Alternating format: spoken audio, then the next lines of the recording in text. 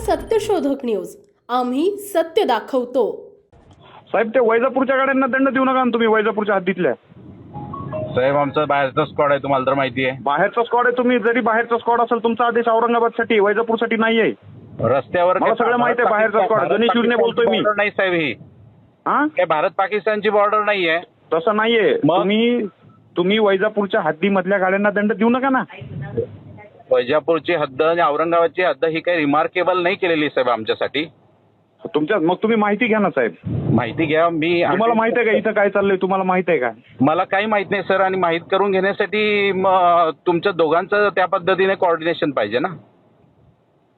तुमचं काय नाव आहे साहेब? मी योगेश मोरे बोलतोय, आरटीओ इन्स्पेक्टर। कुठनं आलेलं आहे तुम्ही? मी श्रीरामपूरहून आलोय। हा, मग तुम्हाला कोऑर्डिनेशन माहित नाही तर तुम्हाला समोरचा सांगतो, तुम्ही फोन घ्या ना त्यांचे। पहिल्यांदा माहिती करून घ्या, मी कोण आहे, कोणती बॅच आहे, कुठल्या सगळी माहिती करून घ्या। साहेब, विषय तुमच्या बॅचचा नाहीये, विषय काय आहे, तुम्हाला आदेश औरंगाबादचे ना साहेब। औरंगाबाद मग आम्हाला सध्या माहित आहे का घेऊन काय तुम्हाला सध्या संभाजीनगरमध्ये काय चाललंय माहित आहे का साहेब? साहेब, गाडी मालकाशी बोलून तो काही खरी माहिती दिली याचं काही गॅरंटी असते का? हो, मग तो खरी माहिती नाही देणार तर वैजापूरच्या अधिकाऱ्यांना कन्फर्म करायला पाहिजे तुम्ही। आपण मला हेच आम्हाला स्वप्न पडले का मोरे साहेब तिथं उभे आहेत म्हणून? वैजापूरची हद्द कुठून कुठे चालून गेली हेच माहिती नाही ना। आम्ही आलो समृद्धी होऊन। नाही, तुम्हाला माहित नाही ना साहेब। जर तुम्हाला डाऊट अराईज झाला ना, तुम्ही माहिती घ्या ना। ह्या गोष्टी मला असं वाटतं हे चुकीचं होतंय, कारण तुम्ही चुकीचं करताय साहेब। ऐका ना, तुम्ही म्हणजे माहिती घेण्याची तुम्हाला पॉसिबिलिटी असताना सुद्धा ती माहिती न घेता तुम्ही कारवाई करून म्हणताय की भारत पाकिस्तान आहे का, हे चुकीचं आहे। ठीक आहे, ऐका ना, इथं कारवाई केल्यानं व्हायलेशनचा विषय नाहीये।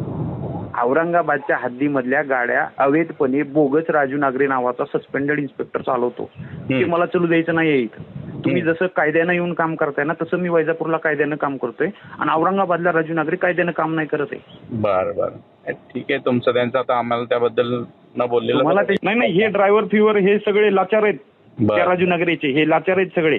तर समोरचा गाडीवाला जर सांगत असेल तर वैजापूरच्या संबंधितांना तुम्ही फोन करायला पाहिजे।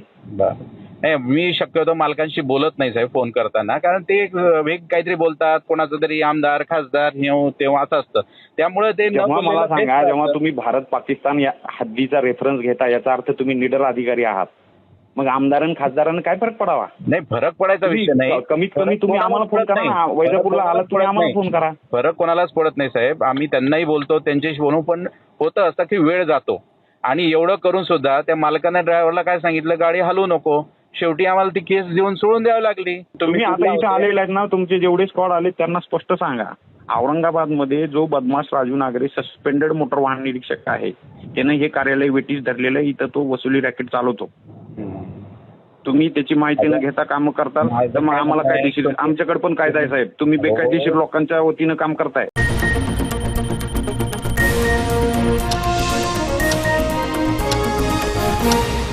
महाराष्ट्र सत्यशोधक न्यूज, आम्ही सत्य दाखवतो।